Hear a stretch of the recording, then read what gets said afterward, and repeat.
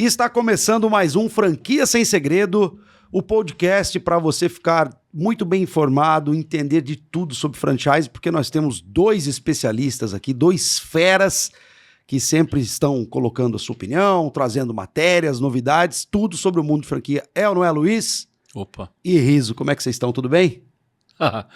Agora na expectativa de que tá chegando. Essa caneca vai chegar. Vai chegar, a caneca vai chegar. Estamos aguardando. Para quem acompanha sabe que a gente tá desfalcado, não temos a caneca, mas a gente tem da LZ Filmes, é claro que agora ele cortou meu patrocínio e vai pôr o Franquia Sem Segredo aqui, mas vai chegar diretamente da Austrália, né, Luiz? Pelo menos é a caneca importada, né? E com a borda vermelhinha. Ah lá, tá vendo? Não é para qualquer um, né? E hoje nós temos convidados especiais, né, Luiz? Opa, um convidado. Convidado especial. Fala um pouco, o Riso, do nosso convidado de hoje. Mas eu acho que no plural, tá certo, o Lucena, é o Fernando e o Lucena. Tem o Cid também ainda. Mas eles valem por 3, nem por 2 e nem por 1. Eu conheci o Lucena há muitos anos atrás, é melhor nem explicar como, mas vou fazer com que ele apareça e deixe ele falar sobre ele mesmo, porque tem algumas histórias aí, especialmente do varejo brasileiro, fantásticas. Fernando Lucena, imensa experiência em franquias, foi responsável pela operação da licença do Grupo Friedman no Brasil por 25 anos, mais de 25 anos. Foi diretor de varejo da Marisol e responsável pelas operações das lojas Lilica e Tigor, Marisol e Outlets, rede própria e franquias em todo o Brasil. Pelas mãos de Lucena passaram milhares de profissionais do varejo, de vendedores, gerentes, supervisores e dirigentes das principais marcas do varejo brasileiro. Atualmente, Lucena é sócio da FL Consultoria Comercial, especializada em processos comerciais B2B e B2C, capacitação de gestão de vendas e equipes comerciais. Tudo bem, Lucena? Obrigado pela presença. É um prazer enorme ter você aqui no Franquia Sem Segredo. Obrigado, Luiz. Obrigado a todos aí, Ricardo, e principalmente ao Riso. Que bom a gente se reencontrar. Faz um tempo, a gente não precisa ficar estimando aqui os anos, né, Riso? Deixa quieto.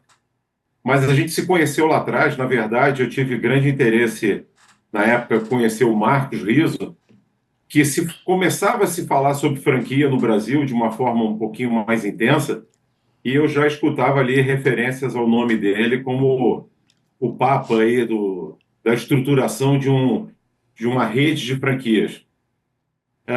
Como você disse, Luiz, em 1990 a gente trouxe uma licença para o Brasil.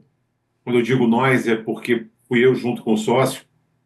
E essa licença, ela apareceu num momento que a gente acreditava que seria extremamente positivo, em 1990, lançamento do Código de Defesa do Consumidor. E ali se pregava que seria uma era de serviço, de valorização do serviço prestado. Eu acho que isso foi uma boa antevisão. A gente tocou essa operação por 26 anos. Foi um trabalho que eu me orgulho bastante, porque foi uma catequese.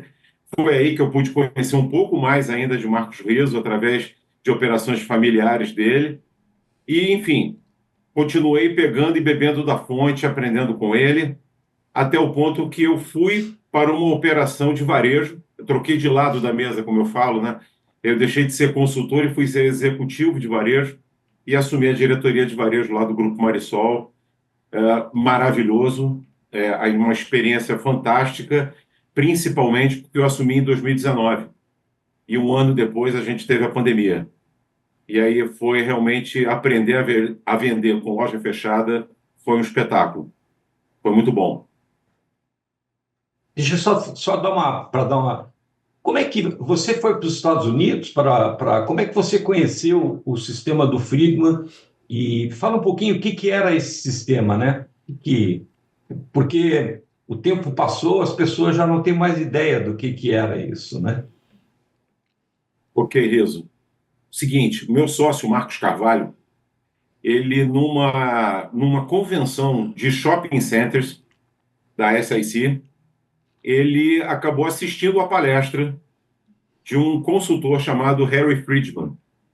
E o que o Harry apresentou durante a palestra deixou o Marcos bastante atraído E aí o Marcos foi conversar com ele no final e perguntou: como é que eu faço para trabalhar na tua empresa? O Marcos estava ali com seus 18, 19 anos. E ele falou: quero trabalhar para você, porque achei fantástico o trabalho que você está executando. E o Harry rapidamente falou assim: não, você vai trabalhar comigo, não para mim. Você vai levar uma licença nossa para o Brasil. E aí nós fomos o primeiro licenciado de uma empresa de uma metodologia de capacitação de equipes de venda, gestores de loja, supervisores regionais, inclusive até proprietários.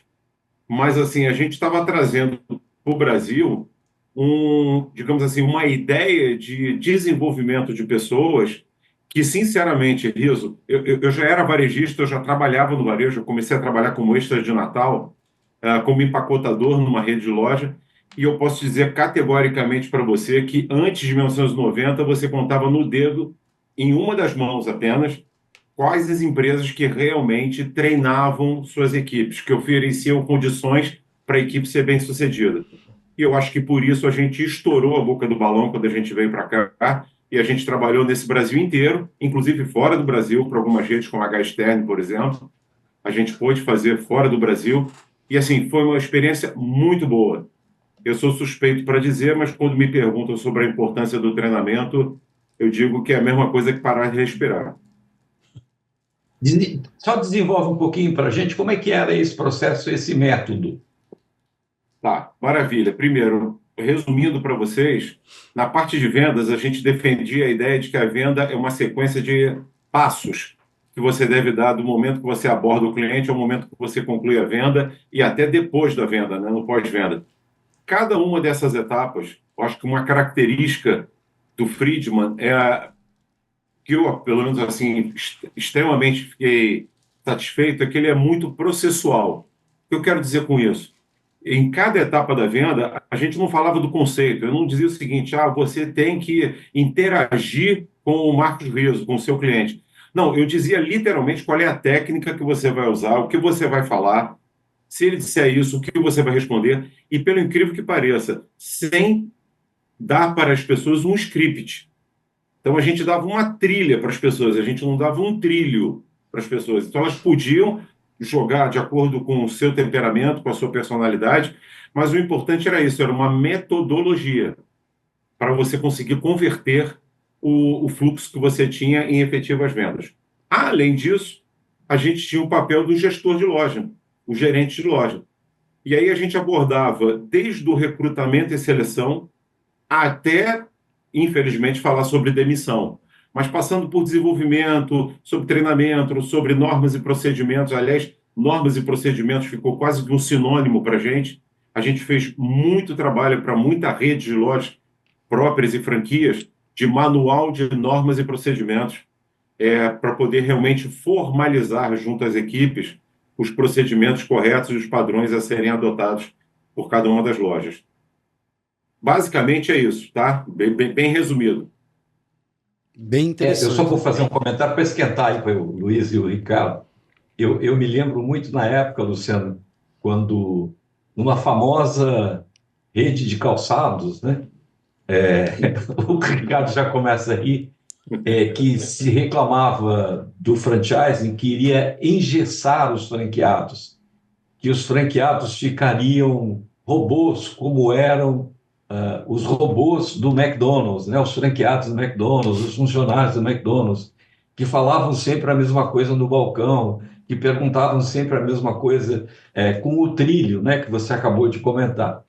E eu me lembro muito bem que naquela época, entrando lá nessa operação, que tinha algumas unidades próprias, da esposa de um dos sócios, eis que eu encontro lá em cima, né, geralmente no depósito onde se guardavam os calçados, né, todos os esqueminhas do Friedman, tudo quadradinho, com as estrelinhas, com as bolinhas, com processo de supervisão de rede, né? Então, ao mesmo tempo que se criticava, não pode ficar quadrado, as franquias vão engessar todo mundo, o sistema do Friedman é um sistema para engessar, né? Ao mesmo tempo todo mundo usava, por quê? Porque não tinha processo. E aí eu faço uma afirmação para puxar e passar a bola. Ainda hoje, as pessoas não são treinadas em vendas nas franquias. Sim, Marcos, concordo com você. Tanto no Grupo Friedman como na experiência com a Marisol, pelo menos para mim, os franqueados que chegavam para mim, o background que esse pessoal tinha não era de varejo. Eu tinha muita gente que era funcionário público, eu tinha muita gente que era dentista, advogado, médico, professor, e que em algum momento resolveu empreender e assumir uma franquia. E realmente ele se via ali num mar revolto, ia sem uma boia ali, né, sem um porto seguro, né, para ele. Porque diziam para ele o seguinte: olha, é importante você vender, mas ok, eu também quero vender, mas como é que eu faço para vender? Como é que eu faço quando um cliente diz para mim, não, tá caro? Como é que eu contorno isso para o cliente? Como é que eu faço para fidelizar meu cliente? Como é que eu faço para o cliente que está parado na vitrine fazer ele entrar dentro da loja? Enfim, quando a gente vai para gestor, mesma coisa. Os gestores falavam, Fernando, a gente é responsável por uma equipe e eu vou te dizer, eu não fui treinado para ser gerente. Eu dormi vendedor e acordei no dia seguinte e tive a grata surpresa de ser promovido a gerente. Então, sinceramente, amigo, o que eu faço com a minha equipe? Eu copio modelos dos gerentes que eu tive e faço as coisas que eu achava legal que eles faziam. Então, assim, é um sistema de cópia, de osmose. Mas, sinceramente, eu não tenho os fundamentos para poder realmente gerenciar uma equipe, desenvolver uma equipe. E olha, Riso, infelizmente, em 2025 a gente ainda encontra isso. Eu vou dizer para você que encontra muito isso. Juntando o insight dos dois, né, do Riso e do Lucena, eu acho que essa questão o treinamento, para mim, pressupõe continuidade. Porque se você desenvolver um processo e não dá continuidade, porque às vezes acontece, e isso assim, nós podemos passar a tarde aqui dando exemplo. A empresa contrata uma determinada empresa para criar toda a manualização, toda a procedimentalização dos processos. Procedimentação dos processos ficou lindo. Mas procedimentou tudo. Aí parou aí, porque ela entregou o job, no máximo ela fez uma reunião de apresentação e foi. Aí isso cai na mão do pessoal interno, que olha um pro outro, e aí é o que o Lucena falou. O cara que já estava acostumado com o processo dele vai ser relutante com o processo novo. Então ele não vai dar continuidade com aquilo que foi desenvolvido. E aí vira uma bola de neve. Isso para dentro. E para fora, se você pega um monte de franquia, que o cara treina o franqueado, o que é o treinamento do franqueado? É pegar aquele monte de manual de um cara que não foi o que desenvolveu o manual, o que a gente já debateu aqui algumas vezes. Muitas vezes é um treinador que não é interno da rede, então ele não vai transmitir valores da rede, não vai transmitir de verdade o insight do know-how que deveria ser transmitido no treinamento. Então o que acontece? Vem um cara, fica 4 dias na frente de uma pessoa que está cuspindo um monte de coisa que está no manual e um monte de PowerPoint, tá treinado, assina o treinamento e agora vai operar. A gente vê, na realidade, muita rede, para não dizer grande parte dessas que é aquela média que o Riso fala, que não chega a 30 unidades franqueadas, é isso. O cara... são processos tudo espalhados em um monte de caixinha, parece mudança, sabe mudança? Você chegou de mudança, espalhou aquele monte de caixa de mudança na sua sala, abriu todas as caixas e falou, as coisas estão aí dentro, é só procurar. É só procurar e venda, né? Entendeu? E venda. E ainda venda. nem mais essa, ainda venda, né? E dá cobra para que o franqueado entregue. Né? Antes de passar para o Lucena, deixa eu só acrescentar um dado que você colocou. Quando você diz assim, contrata supostamente uma consultoria para fazer os manuais, esse é o ponto. Quando um franqueador contrata uma consultoria para fazer os manuais, significa que ele não sabe o que ele está fazendo. Esses procedimentos que você acabou de colocar, eles não existem. E aí esse consultor faz o copia e cola. Copia de quem? Do último que ele fez, das mesmas platitudes que ele fez, não é nem copiando lá o Friedman, Lucena, mas é copiando as bobagens que ele escreveu no manual anterior e colando no próximo. Então, assim, uma rede recente que eu trabalhei só para ver, né? Fui ver o programa de treinamento que foi feito por uma famosa consultoria, né? Assim, os 3 primeiros dias era explicando para o franqueado o que é franchising. Assim, mas, meu amigo, não explica o que é. Eu já estou aqui, eu já sou franqueado, né? É aquelas platitudes que eu falo. Agora vai voltar o pessoal lá da National Retail Show, falando platitudes, né? Assim, falando do varejo 2.0, 4.0. Vai aí, Fernando, porque senão eu vou fazer discurso e não paro. Era só para acrescentar esse ponto do Luiz, e eu quero cravar. Franqueador, quando contrata consultoria para fazer manual, é porque ele não sabe o que ele está fazendo. Então, deixa eu ir de trás para frente, vou fazer um comentário com relação ao que você falou e depois com relação ao que o Ricardo colocou. Eu concordo com você que realmente, em alguns momentos, a gente chegava lá para fazer um manual e, na verdade, ele não queria que a gente manualizasse os procedimentos existentes. Na verdade, me diz quais são os procedimentos que eu tenho que ter e então faço manual. Aí realmente complica, porque assim, é impossível uma consultoria ser especializada em joalheria, em sapataria, em loja de tinta e por aí vai. Quer dizer, não existe isso, né?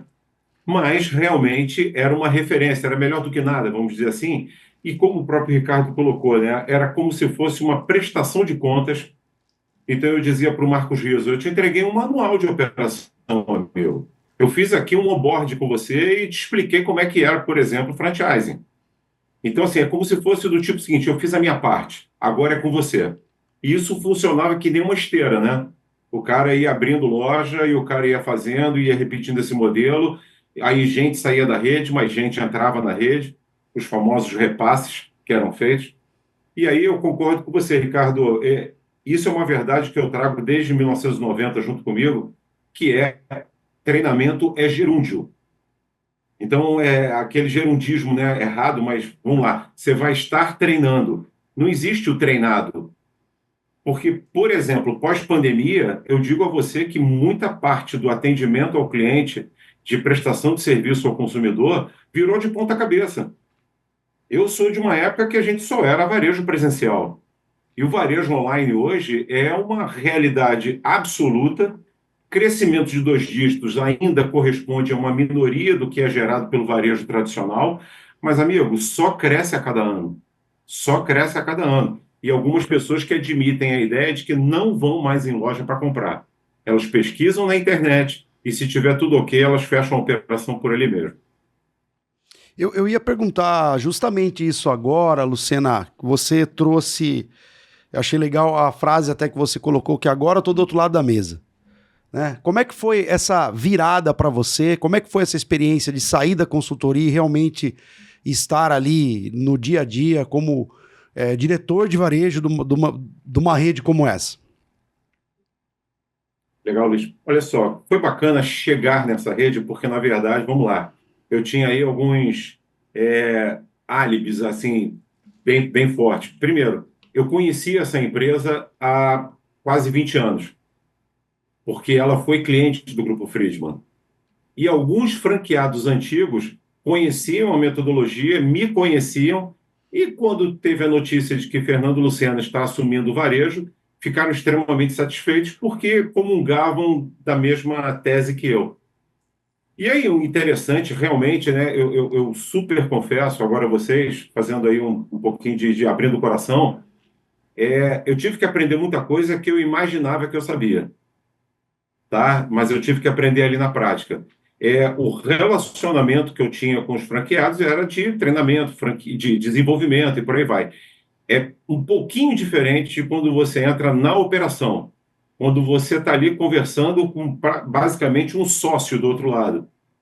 O cara tem mercadorias que ele comprou no teu showroom e está com dificuldade de gerar aquela mercadoria e aí te pede ajuda e aí negocia com você as duplicatas que tem. Então, quer dizer, extrapola isso para uma gama de outras competências que você tem que desenvolver, que aí eu fui vendo que eu não tinha, mas por isso que eu digo que foi maravilhoso, porque eu consegui sair de lá melhor do que eu entrei.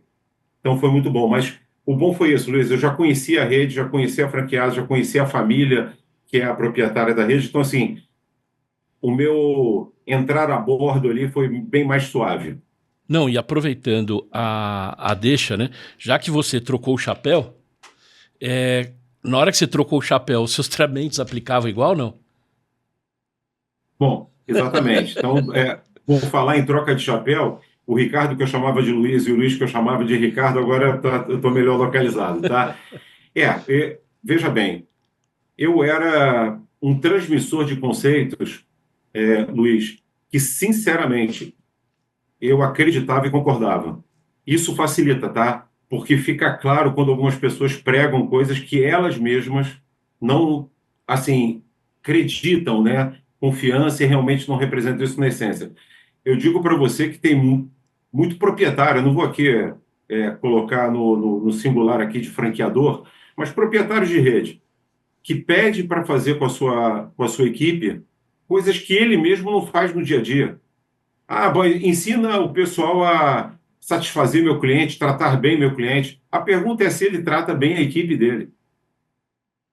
Não. Então, assim, algumas redes que eu conheci, eu fiquei meio surpreso de ver qual eram as condições por trás, né, pelos bastidores, da operação dessas lojas. E eu aprendi lá no Friedman, e assim eu fiz, sempre que eu visito uma empresa, eu adoro, tá, Luiz? Eu vou no banheiro. Eu adoro conhecer o banheiro das empresas, porque para mim aquilo ali é o espelho do que é a cultura dessa empresa. Não. É uma, né? Que nem quando eu visito uma cidade nova, eu sempre gosto de conhecer uma imobiliária e gosto de ver, procurar algumas redes padrões exatamente para isso, para conhecer porque você conhece mais a cidade, né? Eu acho legal. Agora, nessa virada, a minha pergunta, ela estava mais olhando, mais por quê? Porque aquilo que o Rizzo criticou, que é o franqueador contratar uma consultoria para fazer aquilo que ela não faz dentro de casa, a ideia é, quando a gente faz isso, e não tem como, porque vai ter o viés. Quando eu chego para fazer um trabalho num cliente, a informação que eu tenho, por mais que eu pesquise, a informação é do cliente que está te passando, né? Aí quando você vira e vai estar do outro lado, ou seja, você está do lado do franqueado, você está na ponta com o umbigo no balcão, como às vezes eu falo.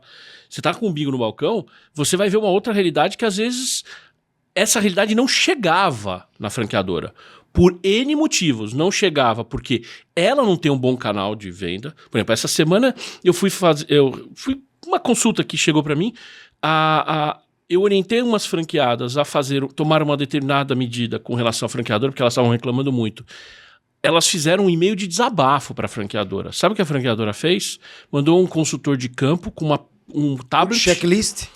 Fez tic, tic, tic, tic, tic, tic. O cara não trocou uma palavra com elas. No dia seguinte mandou um e-mail deste tamanho com todas as reclamações, todos os problemas que foram identificados na loja.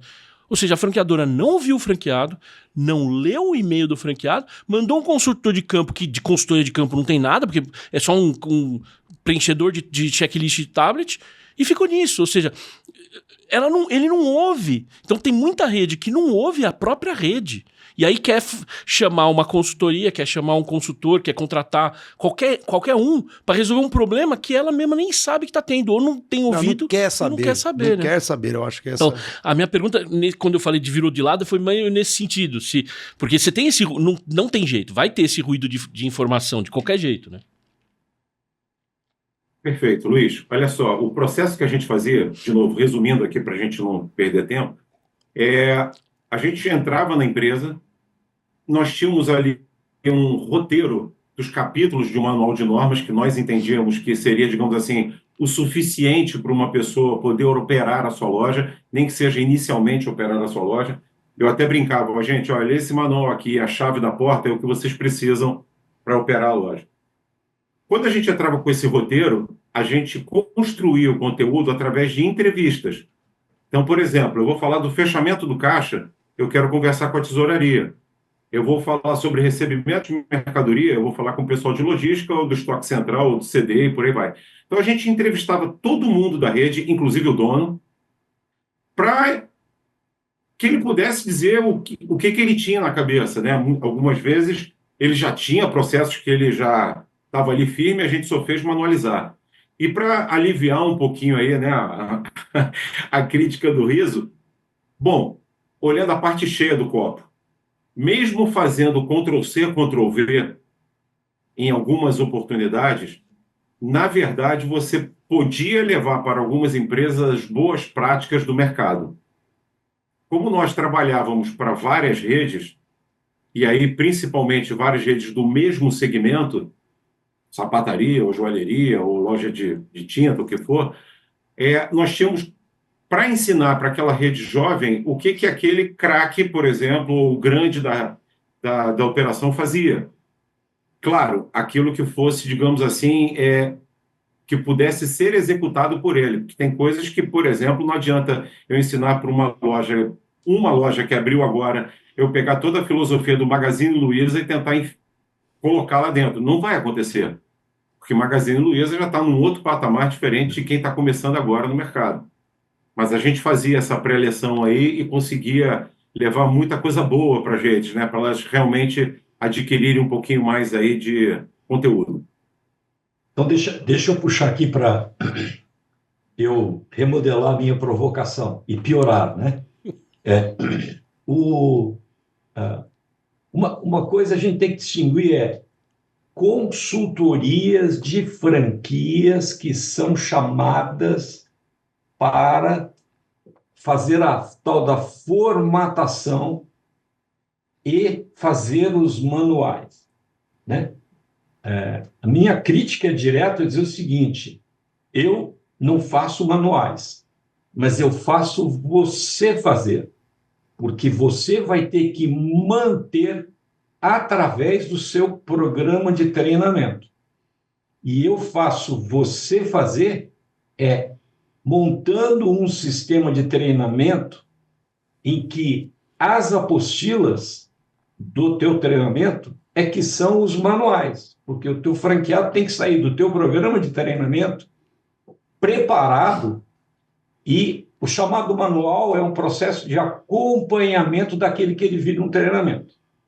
Agora deixa eu mudar aqui para o grupo Friedman, que treinava lojistas independentes, né? Donos de negócios independentes, e também era chamado para fazer isso por alguns franqueadores, mas a maioria eram os próprios franqueados que sentiam uma deficiência nas suas equipes porque não foram preparadas pelo franqueador. Por quê? Porque o franqueador não sabe vender, porque ele não tem unidades próprias, porque ele não aplica isso na sua própria rede. Como ele vai ensinar para alguém que ele acha que está ali só por causa do produto e da marca dele? Então, a minha colocação, e até para te provocar de novo, Sena, que é o seguinte: assim, quantas redes de franquia você foi chamado para desenvolver um processo de vendas porque eles não tinham? Pô, Luiz, Marcos, você agora matou a pau, porque assim, eu acho que de cada 10 redes de franquia que a gente trabalhou, 8 pelo menos a gente chegou lá via franqueador, não franqueador. Desculpe, 11. Não. Mas vamos lá, vamos ver também. Não é de todo ruim, tem gente fazendo um bom trabalho aí. Mas, assim, mas deixa exagerar, né? Aí eu subo no palco. Mas olha só, a grande verdade é essa mesmo, né? O franqueado se via em apuros, precisava fazer alguma coisa, e uma historinha que se repetia era essa. Quando o franqueador entrava em contato com a gente, ele contava a seguinte história: um determinado franqueado meu no sul do país começou a ter bons resultados, e eu fui lá entender, mandei meu consultor de campo ir lá para ver como é que esse cara estava aumentando a venda dele, e assim.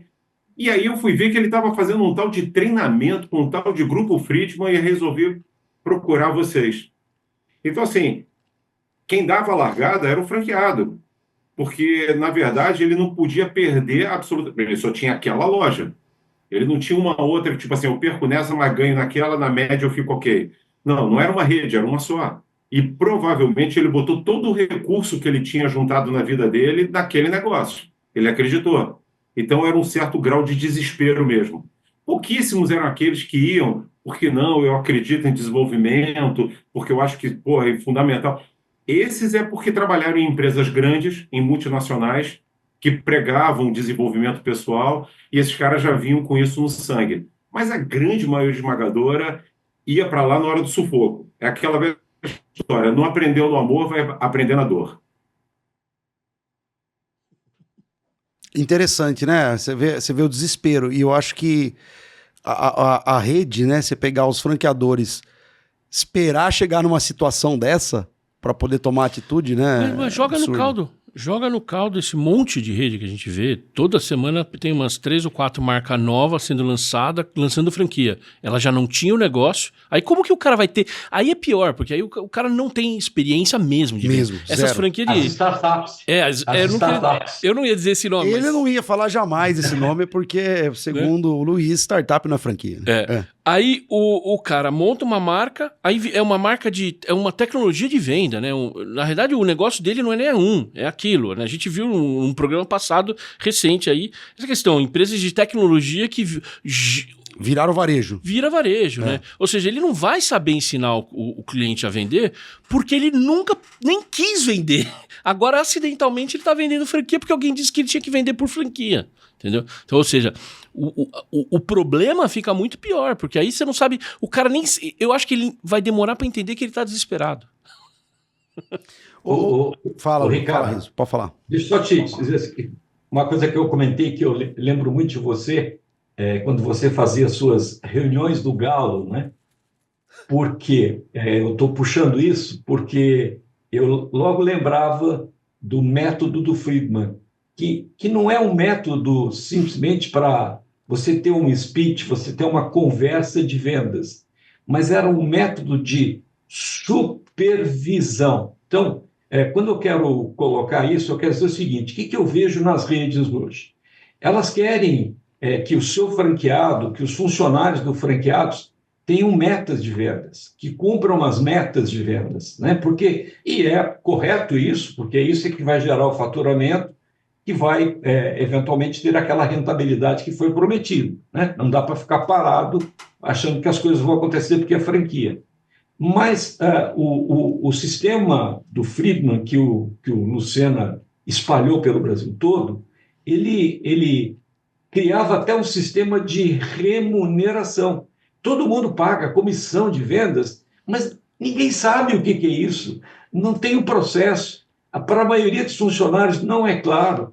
E para a maioria dos franqueados que adotam esse sistema, eles veem que o franqueador não sabe nada do que está sendo proposto.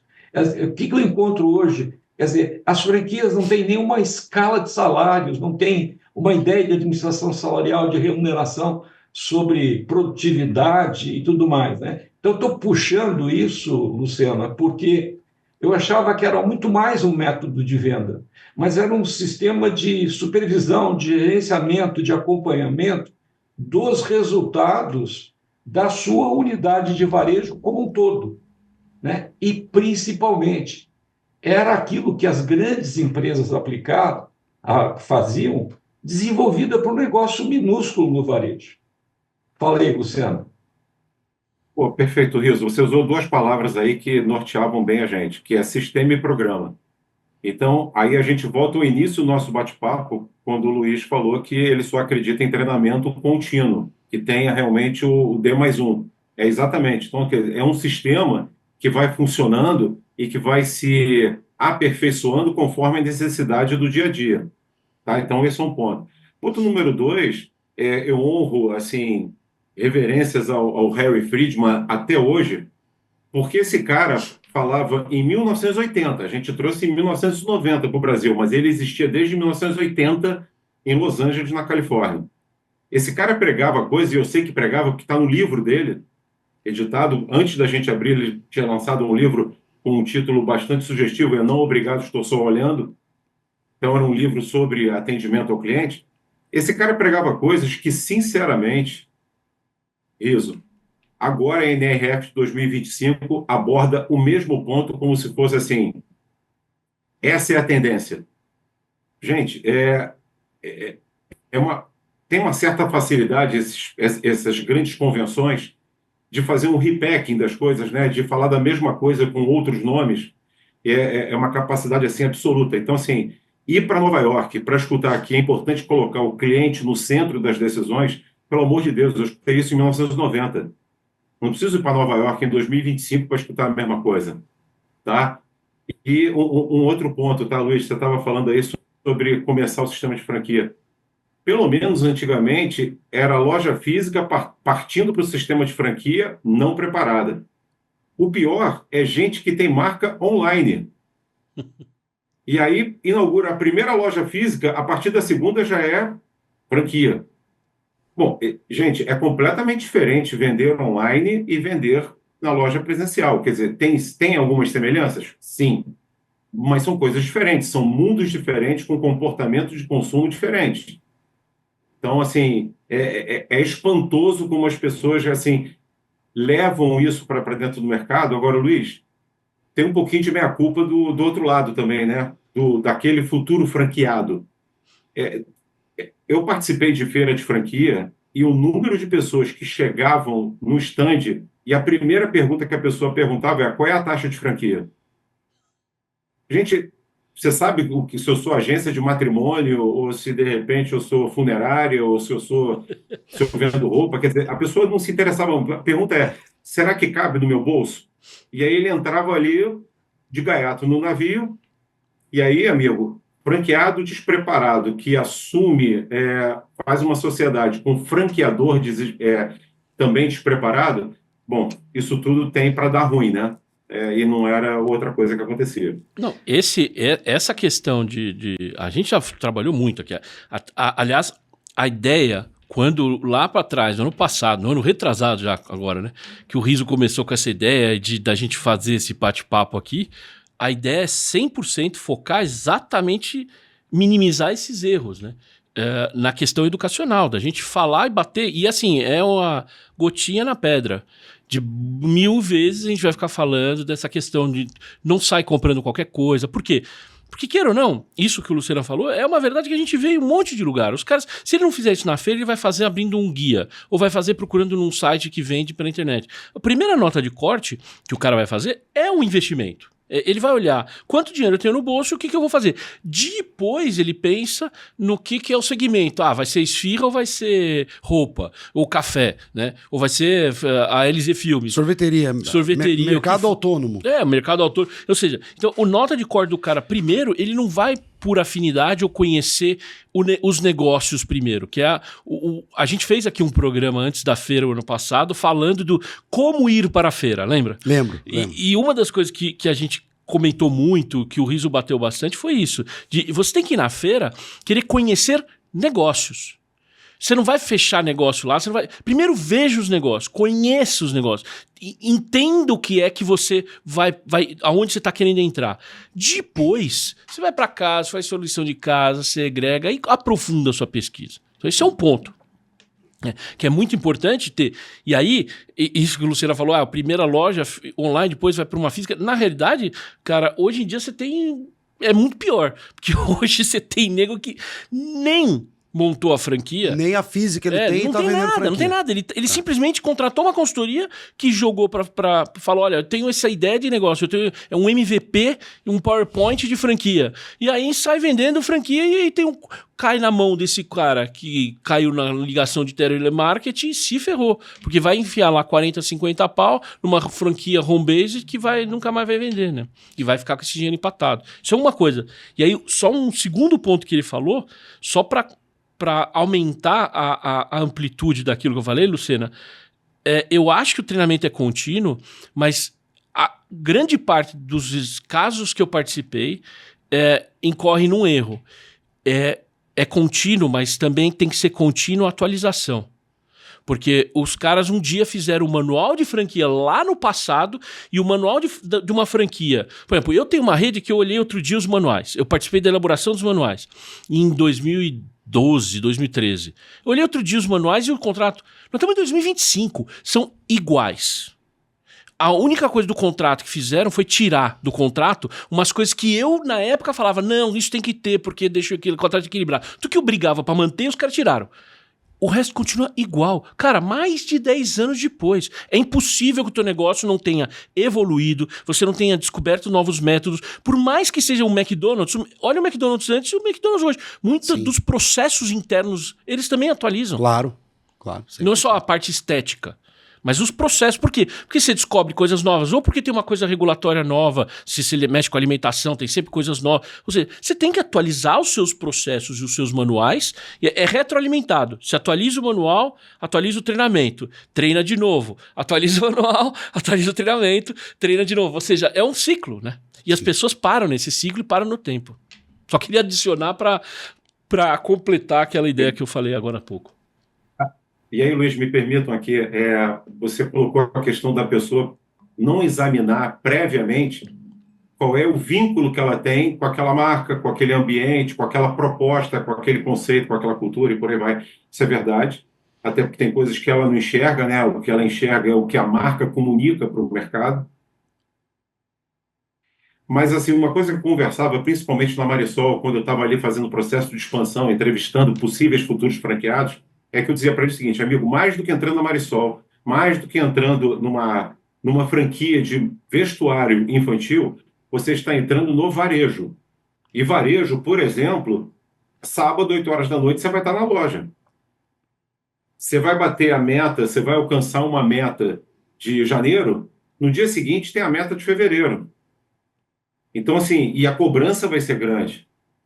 Dia 24 de dezembro, a sua família vai te esperar para fazer a ceia e você ainda está dentro da loja para fechar, porque teve um último cliente que entrou ali às 6h30 da tarde e está fazendo uma grande compra. Então, assim, a realidade do varejo, ela te suga, ela pede muito de você. Então, realmente, você tem que estar no momento da tua vida que você fala assim: eu realmente vou me dedicar a fazer isso, para fazer com excelência. E aí o outro ponto que eu estava... Vamos voltar aqui à questão, né, de quando você constrói aí uma trilha para as pessoas, como era o manual de normas e procedimentos, e todos... A gente era reconhecido no mercado como uma empresa que tinha manual para tudo. Então, assim, o programa de gerência, o programa de atendimento, o programa de supervisão, tudo era uma coisa, digamos assim, roteirizada, né, para que as pessoas pudessem realmente saber sair dali do curso, sair do seminário e no dia seguinte implementar. E aí, aquilo que eu disse, né, a gente fazer entrevista, a gente conhecer a realidade do cliente. Então, uma grande marca, não interessa qual, de novo, eu fui chamado pelo franqueado que ele tinha uma loja no aeroporto. E aí ele me chamou, falou: Fernando, poxa, eu preciso, porque eu estou agora também com uma loja fora do aeroporto, na rua, e estou sentindo dificuldade e eu quero botar padrão. Eu falei: você tem alguma coisa? Ela disse: sim, eu já tenho um manual, porque eu vim da empresa tal e eu vi a importância disso, então eu já montei algumas coisinhas aqui. Na verdade, era uma coletânea de e-mails que ela passava para a equipe, de memorandos e de recados, então ela só botou isso dentro de uma pasta. Mas o mais interessante foi conhecer um capítulo que ela tinha feito, estava ali tudo por escrito, de como operar o Caixa 2. Como fazer meia nota. E aí eu falei: minha amiga, graças a Deus eu cheguei aqui agora, mas pelo amor de Deus, rasga esse papel. Ela: não, mas é importante as meninas saberem. Eu falei: não, não é não. Porque tem meninas e meninos da Receita Federal que também vão se interessar. Ô Luciana, deixa eu te contar um negócio de história que é bem antiga.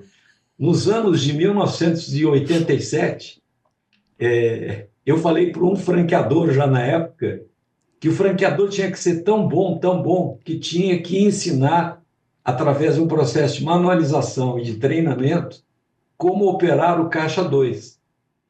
E ele falou para mim, e eu falei isso numa palestra no prédio do Banco Central em Brasília. O Ricardo acha que eu estou sem fio, porque eu estou velho, mas eu já fazia isso nos anos 80. Então, filtro o riso já não tinha, já faz tempo. Não é de agora. Agora, sabe o que ele me falou? Ele me falou uma coisa que virou um aprendizado para mim com relação a isso. Se eu ensinar o meu franqueado a roubar o governo, quem você acha que será o próximo que ele vai roubar? Né? Porque, como diz o Luiz, a taxa de royalties nada mais é do que um imposto. Você pode ter certeza. Então, eu aprendi isso com o franqueador. Vou repetir. Se eu ensinar o meu franqueado a roubar o governo, ou seja, nós mesmos, né, eu estou ensinando ele também a me roubar. Uma coisa que o Lucena falou interessante do varejo, e também, de novo, já falamos aqui várias vezes, a questão educacional. E a gente bate muito na tecla da importância da COF, de ser bem redigida, de estar tudo lá dentro. Esses dois aspectos que ele falou são dois pontos que tinham que estar muito claro lá na COF. Porque a lei fala qual é o perfil do franqueado, tinha que estar muito bem descrito. Essas características que ele colocou tinham que estar lá descritas direitinho no perfil do franqueado. E tem uma outra parte dedicada ao nível e o que se espera de dedicação do franqueado na operação do negócio. Que é tudo isso. Ou seja, você pode pôr em caixinhas destacadas, fala, atenção, você está entrando num negócio que você poderá ter que trabalhar até tarde, feriados, no sábado, feriados, etc. finais de semanas, Natal, festas religiosas, ou seja, tudo isso são informações essenciais e que deviam estar absurdamente claras e destacadas lá na COF, que é o documento de entrada de um interessado numa rede.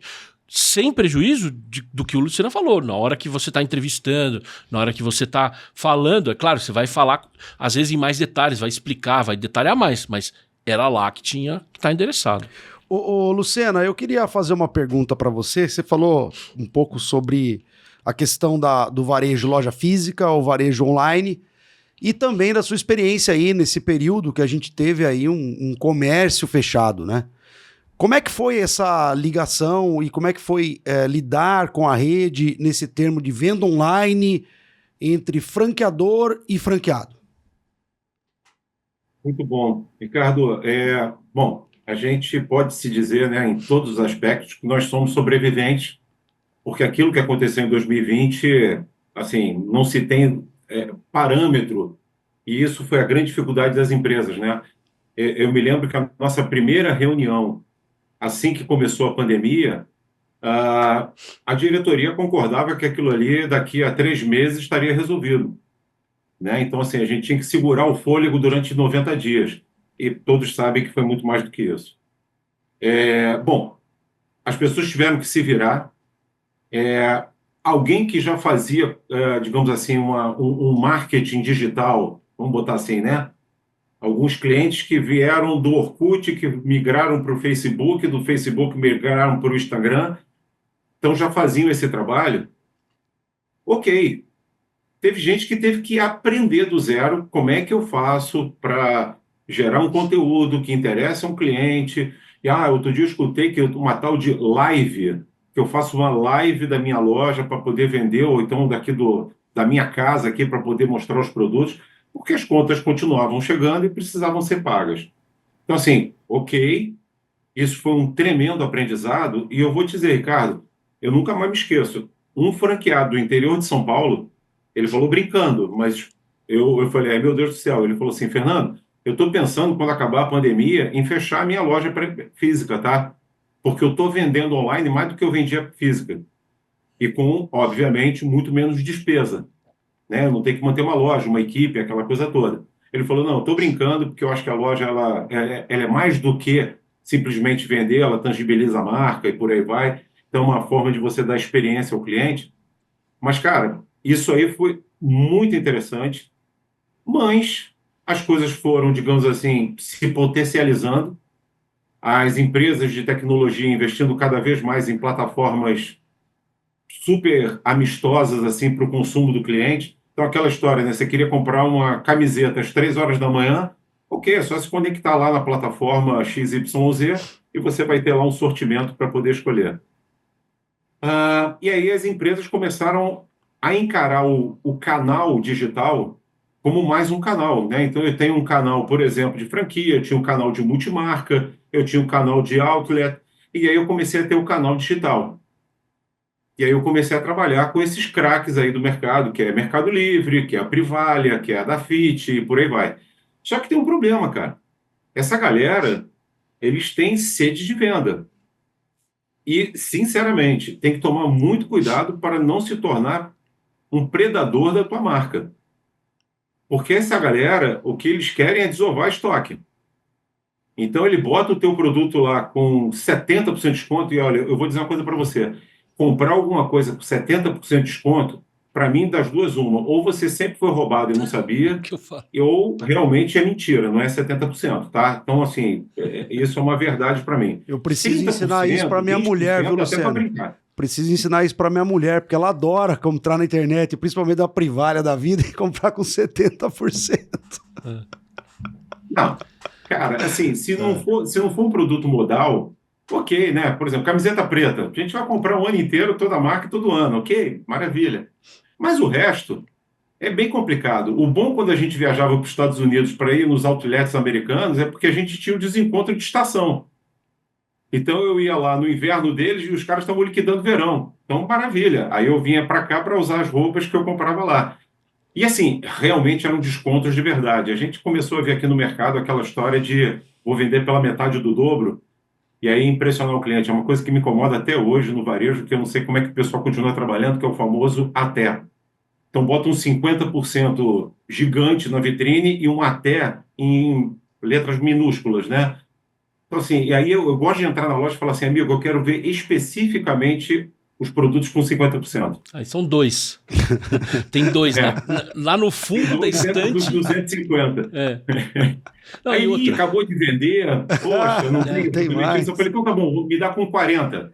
Não, aí eu só vou encontrar com 15. É uma coincidência tremenda, né? Então, mas essa vender pela metade do preço do dobro é o que hoje estão tentando monitorar, mas é o que você tem na Black Friday brasileira. Ah, né? Black Friday brasileira. A Black Friday brasileira. Por mais que você monitore, por exemplo, você vai acabar caindo quando você não acompanha o produto. Né? Mas tem muita loja que você, por exemplo, acompanha. Por exemplo, lojas de vinho. Você assina Clube de Vinho XYZ. Você acompanha o preço do vinho do cara o ano inteiro. Aí, de repente, os caras soltam uma Black Friday com descontos de até 70%. Aí você fala, mas o preço que eu paguei o ano inteiro, pô. É isso aí. Não, Eu comprei esse vinho o ano inteiro. Quando eu esperei a Black Friday... mais barato. 5% mais barato. Não é nem isso, tá? Às vezes nem isso, é. Agora, esse refém que o Lucena falou, cara, a gente teve um exemplo disso também no varejo. Na década, acho que de 90, 2000, começo de 2000, que foi, vou falar a marca, porque o modelo dele já meio que desandou, era o peixe urbano. Muita empresa ficou refém do peixe urbano, que é exatamente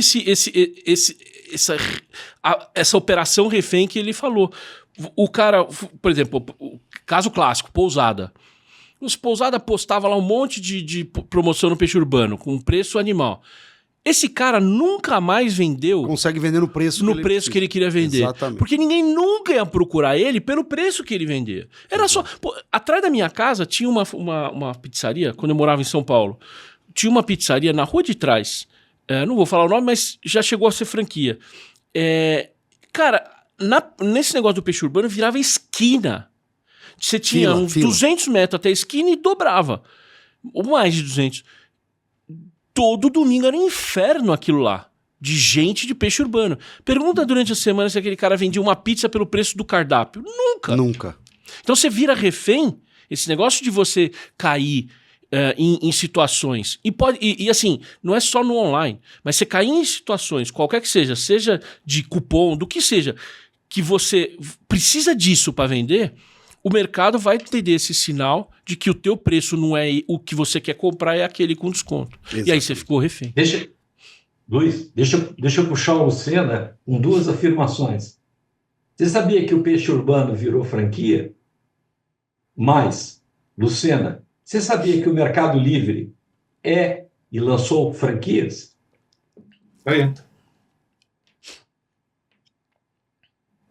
Bom, sabe, é um pouquinho de tudo que a gente falou aqui, né?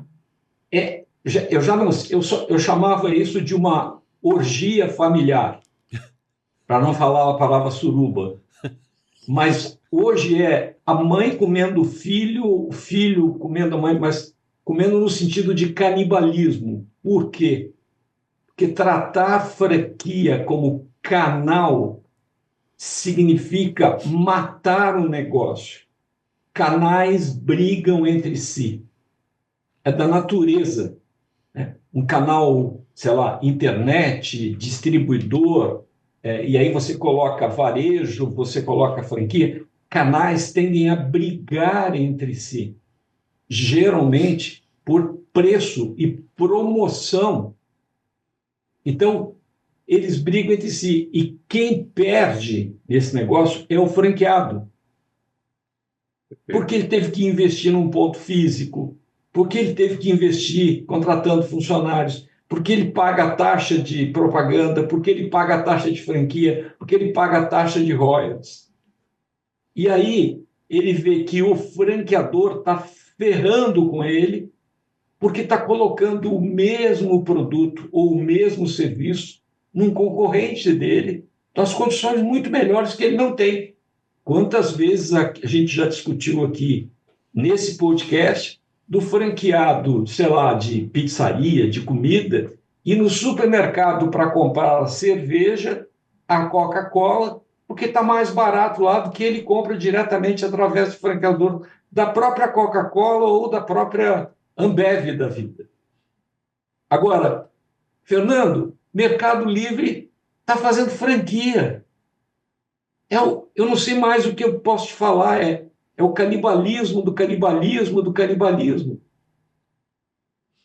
O Riso, eu acho assim, primeiro eu aprendi um conceito com o presidente lá da Marisol, e eu achei bem interessante e quero devolver para você, né?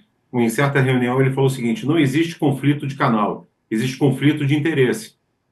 Realmente cada canal tem um interesse diferente e aí briga entre si na cotovelada de quem vende primeiro. Pleonasmo. E aí o outro detalhe é que a empresa, principalmente que é a fabricante do seu produto, ela tem um compromisso ali digamos assim, de giro, vamos chamar de giro, do produto que está sendo produzido para estes canais. Então, vamos lá, vou voltar em 92, quando a gente fez um trabalho com a Kodak. E aí fizemos Brasil e fora do Brasil. E os franqueados da Kodak no Brasil reclamavam de quê? Pô, Fernando, não é justo. O meu filme, 400 asas, no Carrefour é metade do preço. E aí, como é que a Kodak se defendia? Mas peraí, o Carrefour compra 1 milhão de tubinhos de filme, você compra 100. Então, para eles, a gente consegue dar uma condição melhor, a gente consegue ter uma margem melhor. Ok, querido, voltamos ao mesmo ponto. Como é que eu vou sobreviver numa empresa ou dentro de uma cidade onde eu estou vendendo por 100 e o outro está vendendo por 50? O mesmo produto, literalmente o mesmo. Luciana, deixa só dar um contexto para esclarecer os jovens que nos veem e que nos escutam, né? Você falava da Kodak, das lojas da rede mundial de franquias da Kodak, que além de fazer a revelação, tendo que comprar o químico e o papel da Kodak, também revendiam a película, o filme, e pagavam mais caro comprando da Kodak do que se eles comprassem no Carrefour, que é esse exemplo que você está dando. O que aconteceu com essa rede? Tchau. É o que eu digo sempre, meu amigo, você produz, vende para o seu franqueado, você é um incubador de produtos, sua rede vai desaparecer e, muito provável, você também vai desaparecer. Estabeleça cota, ferre com o seu franqueado, faça competição, porque o outro está com um volume maior e aí você justifica o preço maior que você quer vender para o seu franqueado. E sabe de onde eu venho, Luciana? A minha origem eu entubava combustível, gasolina, em 2.400 revendas franqueados da Shell no Brasil. Mas queria vender para todo mundo. Esse é o ponto. Tinha cota. Marcos, ok. Falando de vestuário, que foi a minha experiência maior, como do outro lado da mesa, como executivo, em algum momento a gente deu um tiro no pé quando a gente criou a chamada coleção. E aí a gente começou a ver lá fora que os caras tinham uma coisa chamada ainda melhor, que era mini coleção. Então, ou seja, a defesa era ter sempre coisa nova na loja. E isso faz o cliente retornar à tua loja. E aí você tinha, tipo, 5 lançamentos no ano. É óbvio que não tem apetite para consumir isso tudo. É óbvio que quando você chegar, por exemplo, no teu lançamento do preview de outono e inverno, você ainda tem primavera e verão para vender. E aí a tua loja começa a ficar um carnaval de colorido, e aí vem a empresa a franqueadora e diz para você o seguinte: não, aqui tem uma coisa chamada Visual Merchandising, e você tem que cumprir o nosso Visual Merchandising, nosso VM. Então não pode expor mercadoria que não é da coleção de lançamento. E aí o meu franqueado perguntava: mas como é que eu vendo se o negócio está no estoque? Não está nem no salão de vendas. Então, assim, era uma guerra de fiscalização e muitas vezes o consultor de campo ia fazer o que o Luiz contou aí. Realmente era um fiscal de campo, não era um consultor de campo. O cara ia ter que ir lá na loja para ver o seguinte: o cara não está com a vitrine que tinha que fazer, o cara não está com o produto. Ok, meu amigo. Essas são as más notícias. Quais são as boas, assim, de ajudas que você deu a ele para que ele pudesse vender melhor? Ô, Lucena, eu vou te dar uma solução mágica adotada por uma rede de franquias calçadista lá do sul, aí do sul do Brasil. É muito simples, meu amigo. Compra a nossa franquia de outlet. Não, nós já fizemos um programa falando isso. Você está com um problema do estoque, não está conseguindo girar a tua coleção de sapato, que eu estou lançando assim, o fast fashion, né, que é a coleçãozinha, esse negócio que eu aprendi lá em Nova York, na NRF, e é o fast fashion que eu estou colocando. Você está com o teu estoque alto, é simples, eu tenho uma solução: seus problemas acabaram, né? Seu Grayson fala para você: compra a minha franquia de... Então, sabe o produto que você está entubando aí, que eu te vendi, que não está conseguindo vender? Agora você vai poder fazer isso vendendo para a mulher do Ricardo com 70% de desconto com a nossa franquia de outlet. Mas se não der, você também monta o nosso marketplace, que também é franquia. Eu estou te falando de um caso real, tá? Sim. Coisas como o Mercado Livre, que eu acabei de falar, o Peixe Urbano era franquia, virou franquia, e aí as pessoas não sabem por que esses negócios quebram. O Marcos, essa coisa de você criar ali o outlet e tudo mais, para nós tínhamos um agravante, e eu acho que para essa rede, que eu acho com a rede que você está falando, é produto premium. Produto premium em outlet é um problema, né? Por exemplo, a gente ia para os Estados Unidos comprar Ralph Lauren no outlet, e assim, o americano não precisava fazer conta, porque a inflação do cara era um dígito, uma coisa miserável, o cara produzia, e você ia para o outlet, e aí você não tinha sobra, não, você tinha literalmente a coleção. Eu chego lá para comprar camisa polo, tem as 12 cores da coleção, todos os tamanhos, pode escolher à vontade. Só que chegou uma hora que o cara viu o seguinte: caramba, a marca da gente está indo pro ralo. Aquela marca célebre, agora, por exemplo, na NRF, o Tommy Hilfiger foi lá fazer uma palestra, mostrar toda a excelência, toda a cultura da marca, porque é um resgate que você tem que fazer. Baixar preço para vender é a parte mais fácil, amigo. Essa é a parte mais fácil. Quero ver vender com margem, vender com saúde, dando uma última linha lá do DRE para o teu franqueado, que ele diga: puxa, muito bacana estar aqui, quero mais uma loja, quero mais uma, eu quero potencializar esses ganhos. E essa é a parte, digamos assim, mágica do processo. Posso virar um pouquinho o assunto para a gente dar uma fechada? Para fechar, Riso, boa, vai lá. Que é como você está vendo essa mudança do sistema de vendas presencial, corpo a corpo, com o teu pessoal preparado, com o supervisor, com o sistema. Para isso está sendo delegado agora para essas impulsionadoras, essas SEO aí da vida que estão detonando, né? A frase é: vendemos qualquer coisa para qualquer um. Sim. Marcos, eu entendo que assim, o varejo online... Perdão, só para completar, inclusive franquias, tá? Desculpe, perdão te interromper. Não, é sério isso. Eu acho que o varejo online ele é uma realidade que acho, falar impossível, extremamente difícil que volte atrás, tá? Então, assim, é estimado que o fluxo dentro de shopping center, por exemplo, né, diminuiu na casa de 70%, né? Então, assim, desculpe, né, 30%, hoje é 70% daquilo que era no passado.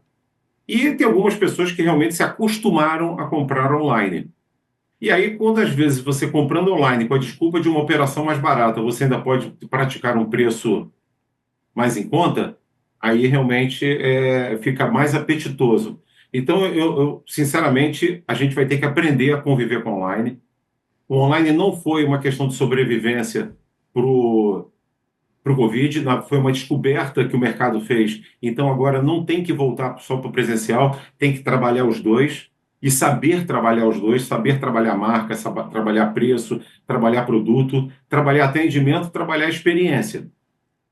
Né? Porque o bacana, por exemplo, de algumas plataformas de venda online é a experiência de você comprar com 3 cliques. Já outras, na verdade, é um tecnoestresse que você tem, porque você entra tela que completa, faz um cadastro, depois valida, vou te mandar um código por e-mail que você bota aqui para autenticar. Então, assim, principalmente dizem isso daí por causa de questão de segurança. Então, Marcos, para mim é realidade, para mim a gente vai ter que aprender a trabalhar com essa parte online. E, cara, uma franquia online também é uma, digamos assim, uma novidade. Não sei o que essas pessoas estão entregando para esse futuro franqueado e como é que esse cara vai conseguir sobreviver. É possível? Tem chance de dar errado? Tem. Mas eu não sei te precisar, né? Só para te colocar é o seguinte, o online está vendendo franquias físicas. Aquela entrevista que você falou, que você tinha com os candidatos, aquele contato na feira, não precisa mais. Deixa que a gente vende as franquias. Essas agências, inclusive, elas já estão numerando a quantidade de franquias que elas venderam. Entendi, tá, Marcos. Beleza. Então, é pior do que você está falando. É pior. Porque, olha... você vende sapato e vende franquia. Você vende sapato, relógio, perfume e franquia. Online. Tem um cardápio para você escolher. Então, olha só, cara, se entrevistando, tomando cuidado, indo visitar a cidade, almoçando com a pessoa para conhecer o máximo possível dela, mesmo assim dava errado, imagina online que você não sabe qual é a criatura que está do outro lado. Simplesmente o cara se interessou, transacionou e fechou o negócio. Amigo, vai ter muito problema. Vai ter coisa dando certo? Vai. Mas é tiro de garrucha, né? Você vai dar aquele tirão e beleza, vai acertar? Vai. Mas vai ter uma opção de chumbo espalhado aí. Essa coisa desse mundo que a gente está vivendo agora, Ricardo, para fechar, me lembra um corretor de shopping center que fazia o famoso bem bolado, o 3 em 1. Se você não tem uma franquia para eu te vender a loja do shopping, eu te vendo a franquia. E se o franqueador não for um franqueador, eu monto a operação de franquia para ele também. Então, eu te vendo a loja, te vendo o franqueador e te vendo a franquia. Pacotinho. E te entrega o problema. Não, depois eu vou para outra, porque eu já ganhei uma comissa, eu vou para outra. Mas eu adorei isso que o Lucena falou, né, cara? Você visita o cara, você almoça com ele, você visita a cidade, você investiga o perfil e dá errado. Agora imagina essas aceleradoras que vendem aquela conta que a gente fez lá, 20 franquias na semana. Como é que vende 20 franquias na semana, cara? E quer que dê certo? É difícil, né? É bem difícil. Lucena, obrigado pela participação. Luiz, faça suas considerações para o nosso querido Fernando Lucena. Dava para falar mais... Dava para passar o dia, né? Dava para falar mais de um montão. Riso. Eu já fiz as minhas. Obrigado, Lucena. Foi um prazer te rever. E um dos fãs do Lucena é o Pivete, que a gente já trouxe aqui no nosso podcast, que é o First Class, né? E eles são grandes contemporâneos de vendas, de fazer o franqueado vender, de aprender, de ensinar. Obrigado, Lucena. Obrigado a vocês pela oportunidade e, Luiz, fica tranquilo, vamos fazer outras aí para a gente continuar o papo, tá? Bora. Super prazeroso aí conversar com vocês e aprender com vocês também. Bora. Obrigado, valeu, Lucena, Riso, Luiz, até o próximo Franquia Sem Segredo. Valeu. Valeu.